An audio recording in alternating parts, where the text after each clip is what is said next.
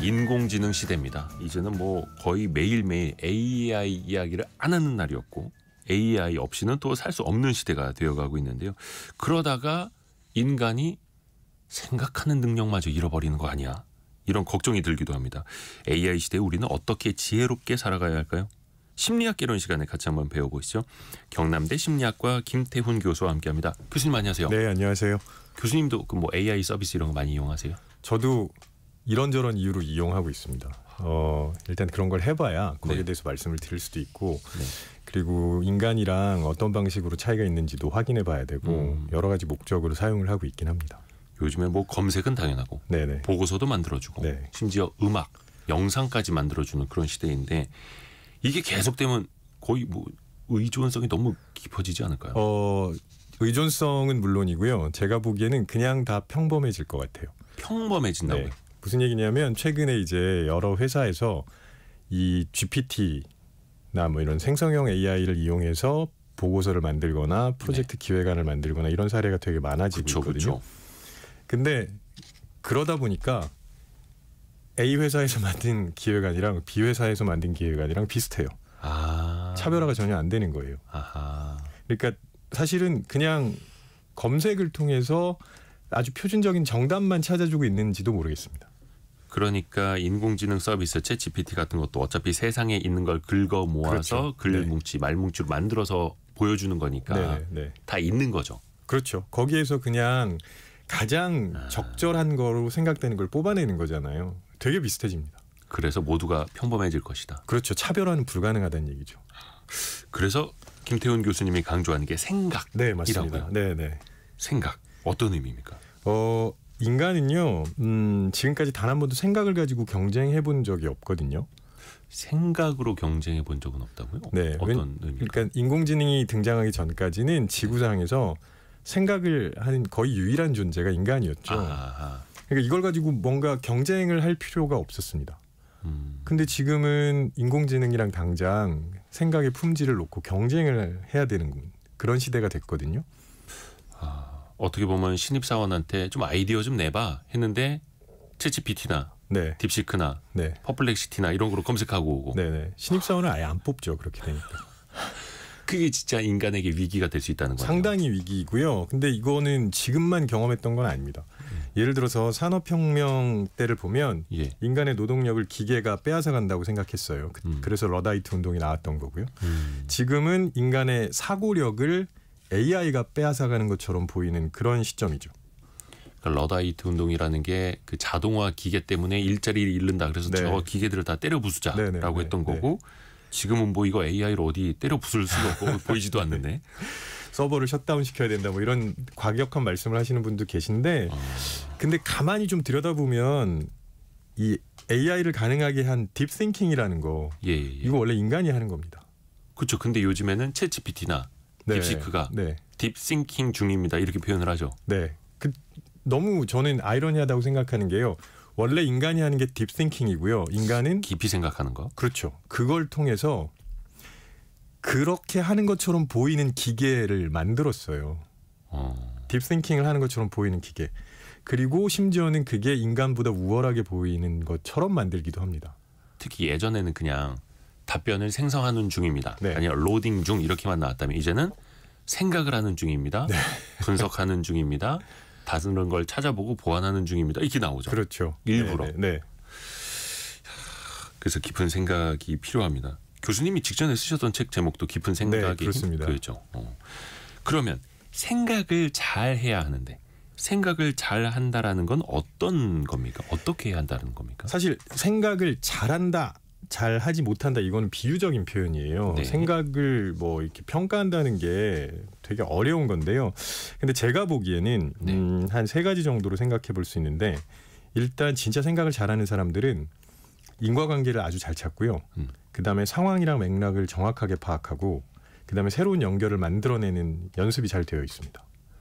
이게 좀 추상적일 수 있어서 조금 자세하게 말씀드리면 예를 들어서 인과관계 찾아간다 하면 원인과 결과잖아요. 제가 기자님한테 현수교의 원리는 무엇일까요? 이렇게 여쭤봤어요. 한 번에 대답하긴 난해하죠. 네. 근데 일반적인 답은 주탑 사이에 케이블 걸쳐놓고 그렇죠. 거기에 포물선으로 무게를 분산한다. 이 정도 답이 나올 겁니다. 네. 근데 그 U자형 포물선이 가장 좋은 거야? 라고 한 번 더 질문을 하면 다른 대안은 없어? 네. 사람들 답이 막히기 시작하거든요. 그러면 이제 사장교라는 것도 있습니다. 막 이렇게 하고. 오, 그렇죠. 네. 그럼 현수교와 사장교는 언제 다르게 써야 돼? 이런 질문으로 이어지게 되고 거기서 상황과 맥락이 들어옵니다.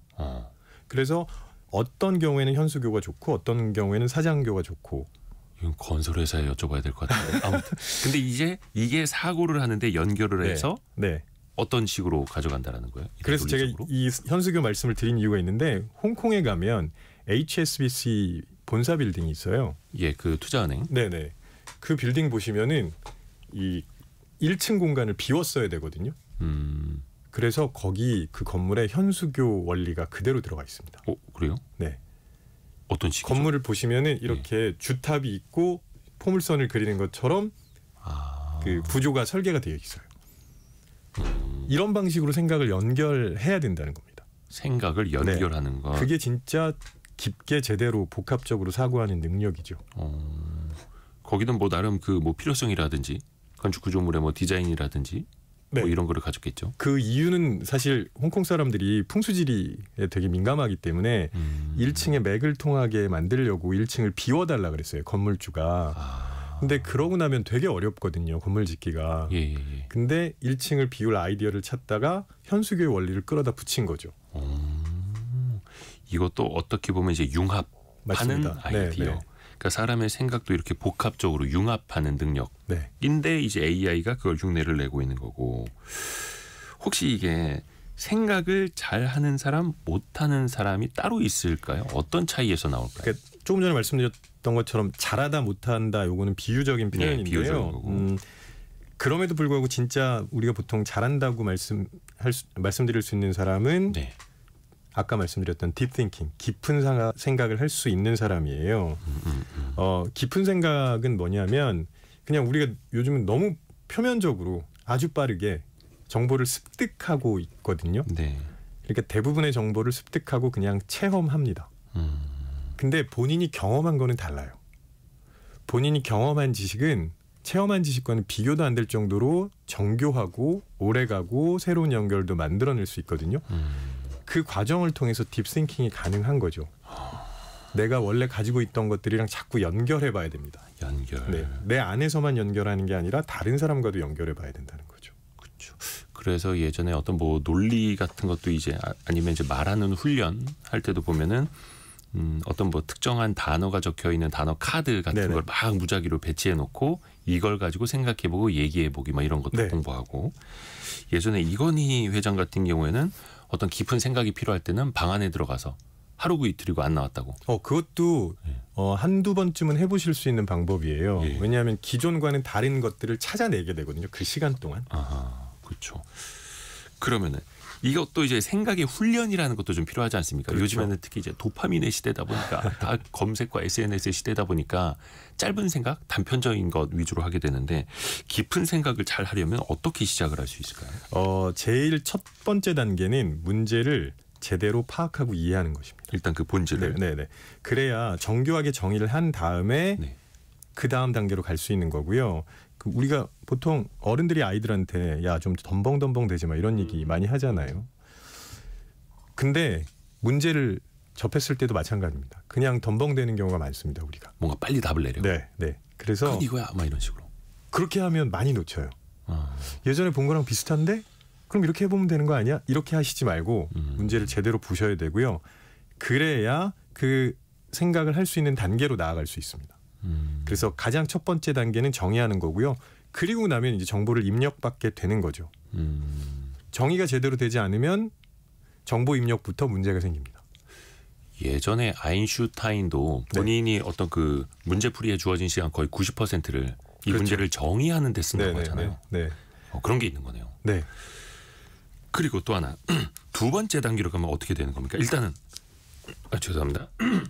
덤벙거리지 않기 위해서 노력을 하고 네. 본질을 잘 파악을 하고 두 번째 단계로는 어떻게 넘어갑니까? 근데 그다음에 이제 정보가 입력이 됐잖아요. 그러면 네. 그 정보를 처리해야 되는데 우리는 바빠요.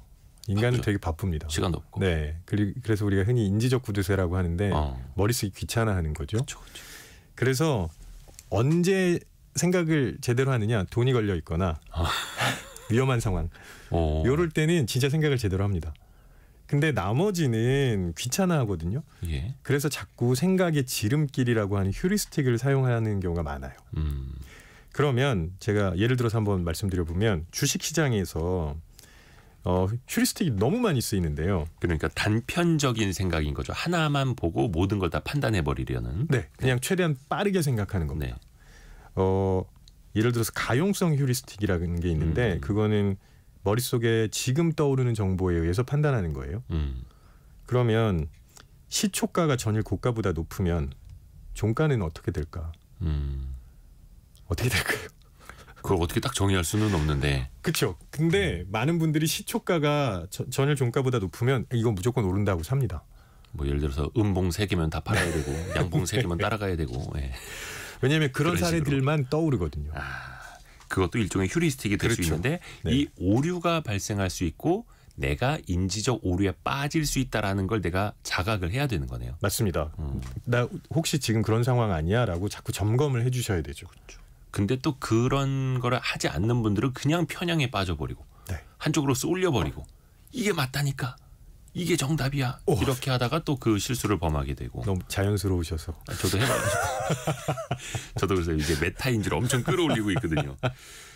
그 다음 단계는 어떻게 됩니까? 그 다음에 이제 꺼내 보셔야 됩니다. 머릿속에만 있는 건 본인의 지식이 아니거든요. 그러니까 인풋이 있으면 아웃풋, 네. 출력. 네. 예. 꺼내 보면 다른데 그 제일 어렵습니다. 꺼내는 게.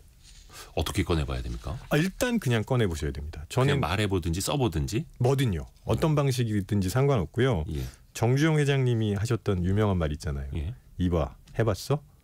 해보라. 네. 일단 꺼내 보자는 거죠. 꺼내 보면 꺼내보고 나면 내가 이걸 제대로 꺼냈는지 아닌지 보입니다. 근데 대부분 그냥 그걸 안 하시고 머릿속에만 있고 나 잘 알고 있는데라고 생각하시죠. 그래서 그게 꺼내 본다라는 게 사실은 뭐 저도 이제 뭐 방송 같은 걸 준비할 때 혼자 중얼거리기도 하고. 오, 좋습니다. 아니면 누구랑 토론을 하는 것도 정말 좋고. 굉장히 좋습니다. 이게 AI 시대에 생각하는 힘을 키워야 된다라는 건데 사실은 요즘에는 챗GPT랑 운전하면서 대화하거든요. 토론하고. 그것도 나쁘진 않은데 사람이랑 하시는 게 더 낫지 않을까 그쵸. 싶습니다. 근데 일단은 꺼내봐라. 네, 요렇게 3단계로. 그렇죠. 다시 한번 정리를 해볼까요? 기초적인 본질을 잘 네. 정의하고 네네. 그 다음에는 오류가 있을 수 있다라는 걸 우선은 인지하고 네. 그리고 꺼내보고 네. 검증해보고. 네.